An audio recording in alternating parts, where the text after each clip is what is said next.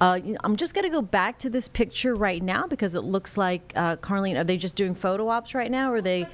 Is that Secretary Duffy in the middle? Yeah. Okay, got some thumbs ups. Let me take a quick listen here. Might be right. just doing some photos. Yeah, so they usually I can't hear run on much time. from it. I don't want to start a recorded thing and then cut back out, but let's see. And is it called Acela, NextGen Acela? It's the new high-speed rail service that is having the inaugural launch. So pretty exciting. Looks like we're starting. All right, let's get to it and listen in here live on Live Impact News on WCNC+. Tony Kosha. Welcome to Amtrak 2.0. When Amtrak, yeah.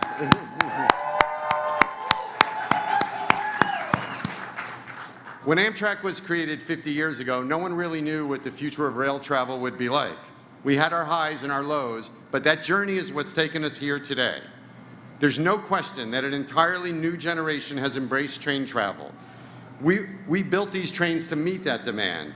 Today is the start of a new Amtrak, one that lives up to the promise of safe, reliable, and efficient travel. A company that highly values its mission of contributing to the greatest mobility system in the world, improves its worthiness of the support of our passengers and the American taxpayer. Our over 20,000 employees understand that the job is not to pick between service and financial performance, it's to do both. Every precious dollar, yes. Every precious dollar of investment needs to make a difference, and every passenger needs to be our most important customer, whether it's people traveling on the Northeast Corridor on the brand new NextGen Acela trains, or our long-distance riders, or those using our state-supported services. The job is to run the company well, make good decisions on a daily basis that result in a better experience for our passengers. The NextGen Acela fleet, the biggest investment in rolling stock in 25 years, required determination to reverse decades of underinvestment, but it certainly came with its challenges. Getting these trains put into service required developing skills that had all but disappeared. Thousands of jobs across the country were created to build these trains in the United States, and we plan to keep on building them. Over this year, over 34 million people will ride on Amtrak this year, and our revenue will be nearly $4 billion. Both of these records seem beyond reach just 10 years ago. Our goal is to reach 40 million passengers by 2030 and financially break even in our operations by 2028. How will that happen? By working hard, being smart, and remembering that every day it's not actually about the trains, but the passengers who ride on them and the taxpayers who pay for them.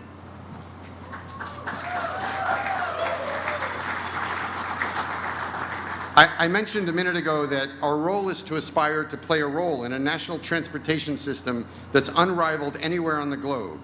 Our aviation, maritime, highways, and goods movement systems are both complex and impressive. Our next speaker is the person who conducts that symphony every day. In his first year as Secretary Duffy faced a number of significant challenges and managed them extremely well. And he forced us all into a new way of thinking that has already generated material improvements in the way Americans move around the country and the world. His leadership and his team's leadership help us get to the final objective of putting these trains into service today. Everyone knows that the last 5% of everything is the most difficult, and without his help and his team's help, we could not have gotten here. So please join me in welcoming U.S. Transportation Secretary Sean Duffy.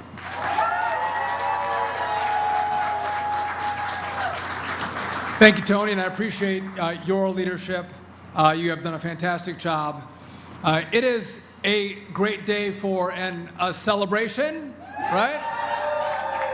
By the way, I don't know who ordered it up, but the sun is shining, the sky is blue, the band is here. It's a wonderful day for this launch. Again, I think the president has been pretty clear on what he wants for Union Station, for American travel, for train travel.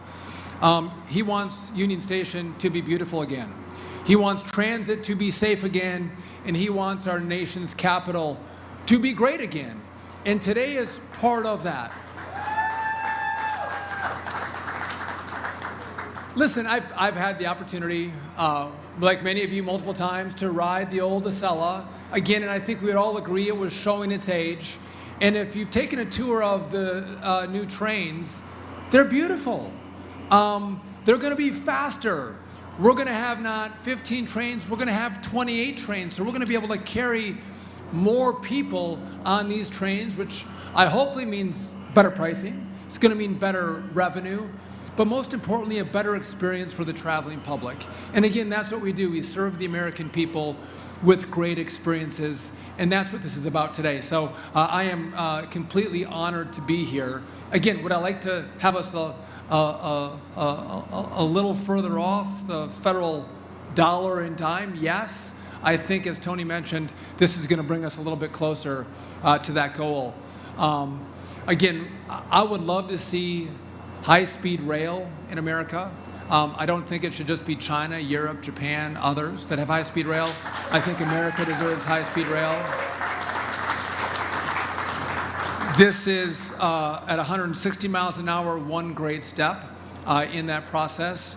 But again, this administration, this DOT wants to make those investments to make travel safe, efficient, and faster. And so I'm excited to be here at this time for this historic announcement. I also want to talk about Union Station. If you've heard the president and you followed DC news, the president has been very concerned about crime in our nation's capital. He wants a capital that is worthy of the greatest country that's ever existed on the face of the earth, which means a capital that's clean, a capital that's safe, and a capital that doesn't have its parks overtaken by homelessness. And so we look at our equities. We're going to partner and invest in the streets of this city. But today, we are going to look at Union Station. And Union Station is, frankly, owned by DOT. We are going to take DOT from our partners back under DOT control, and we are going to make the investments to make sure that this station isn't dirty, that we don't have homelessness in Union Station. We want a place where businesses want to obtain leases and set up shop and serve the community of DC, but also the people that travel into DC via train. But also, we want if you're out, you want to go for a great meal, you want to go shopping, you want to come to Union Station because it's gorgeous, it's beautiful, it's safe, it's a great experience. That's what we want to do for Union Station. So today we're announcing that we're going to take Union Station back under DOT control. Not a power play, we've always had it, but we think that we can manage the property better, bring in more tenants, bring in more revenue, and that revenue is going to allow us to make investments in this beautiful building. It needs investments. It's been, I think, neglected for decades, and it's showing its age. And again, we want to make this place beautiful and the premier train station, not just in America, but the premier train station in the world. And that takes money. And again, it's this reform that's going to help us make that happen. Again, I would be remiss if I didn't talk about what's happened with regard to the last couple of weeks in DC. Robberies, they're down 52%. Carjackings, they're down 38%. Violent crime across the board is down by 40%. All of us, if you have kids, you want to be able to move throughout this city without being in fear for your safety or your life. And I appreciate the president driving these policies that are going to change the way people can live and move and feel safe in this community. And we're going to do our part to make sure that people feel safe at Union Station, especially those who are then going to move through Union Station and have a great experience on these new Acelas. I want to take a quick moment and thank our FRA team, who has done a fantastic job. I never thought I'd know so much about trains or care so much about trains, but we have a passionate team who care about making sure people move faster, safer, and more efficiently through our system. But the leader of our team that's truly grabbed these issues is our Deputy Secretary, Steve Bradbury, who's going to come up and speak as well. But he has taken the lead for DOT. He's had great vision and has been a great partner. And a lot of what's happening wouldn't be taking place without his vision and leadership and partnership at DOT. So, Steve, I want to thank you for all that you've done to make today happen. I want to thank you all for coming out. I hope that as we celebrate today, and I love the signs and the fanfare and the excitement around this, it's wonderful.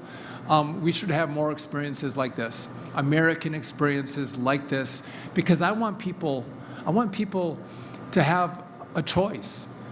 I want their air travel to be less delayed or less canceled.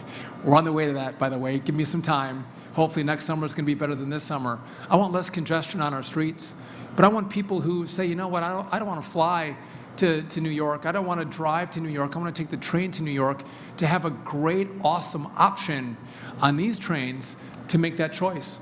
And again, it's about allowing Americans to choose their mode of travel. And again, what we're doing here is, again, I think opening up a lot of options for the American people to travel differently, travel by train. And so I'm excited. I couldn't be more honored that the president gave me this position at DOT. I'm just going to tell you, I think he gave me the best job in all the cabinet. Some of the other cabinet members may disagree with that, but I think I've got the best job. And I think we impact people's lives, how people move, how quickly they move, how delayed they are, how safe they are, impacts their lives. Do they get home for dinner? Are they late to dinner? Do they tuck their kids in for bed? Do they make the business meeting?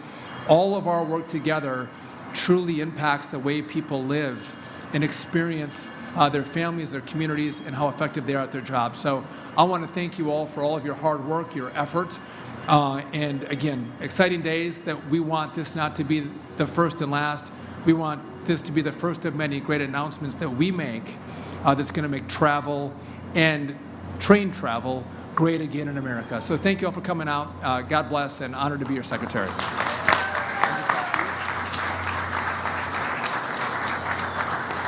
Thank you, Secretary. You know, there are so many people at Amtrak that have played an incredible role in us getting here today. We've fallen behind in investing in rolling stock and investing in the rail systems. This major investment represents a real turning point. But you know, those things happen one step at a time, and sometimes those steps are really difficult, and sometimes they're a little bit easier. But the Amtrak team that worked on this, I have an enormous amount of gratitude for. The board is appreciative of all your work. And the person who leads that effort, the person who has been steadfast on this project and worked through all of the different obstacles and challenges, is the president of Amtrak, who I'd like to introduce now to speak, Roger Harris. Roger?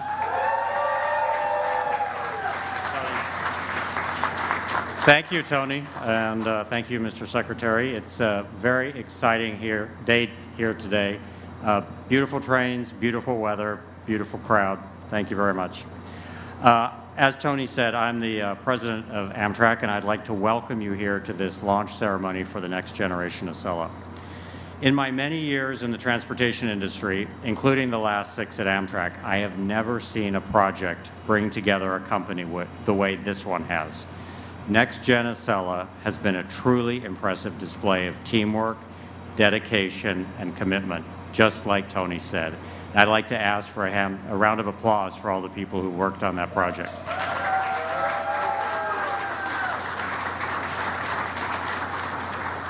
It's easy to say that these are great days for Amtrak. After all, it's true.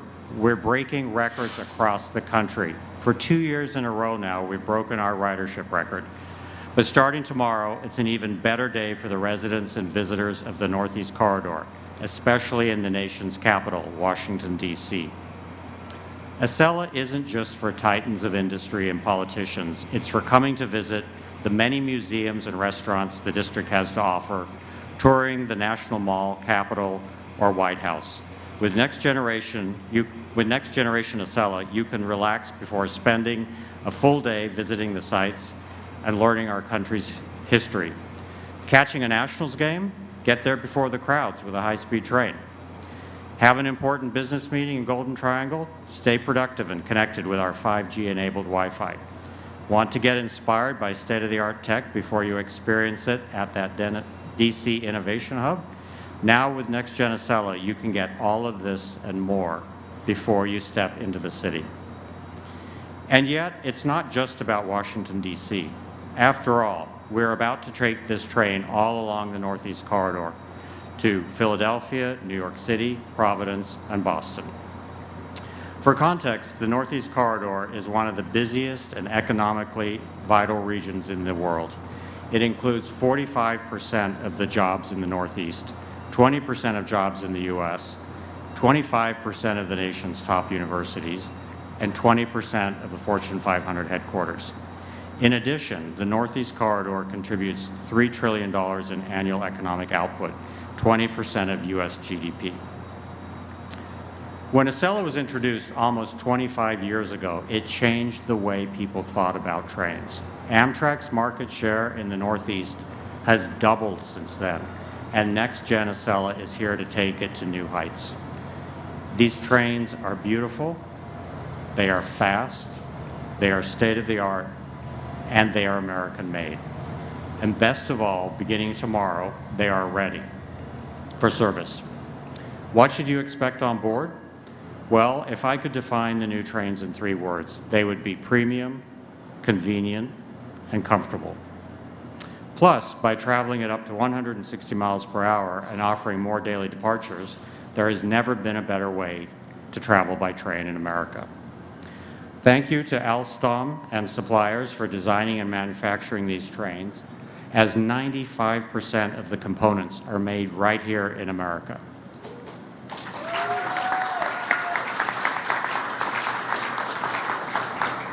While these trains will service the Northeast Corridor, their impact is national. More than 180 suppliers built parts for these trains across 29 states. All told, investment in this project generated 15,000 new jobs across the U.S., including in cities like Spartanburg, South Carolina, and Marinette in Secretary Duffy's home state of Wisconsin. So really a widespread impact throughout the country. Secretary Duffy, I'm glad you can be here today to celebrate with us. We appreciate your partnership in improving transportation across the country and your belief in these trains and what they can accomplish for America. Also, I want to thank President Trump and the Trump administration, as well as everyone gathered here today for their support of passenger rail. We often talk about a new era of rail, but that can't exist without next generation Acela. We look forward to seeing you on board. With that, thank you, Tony.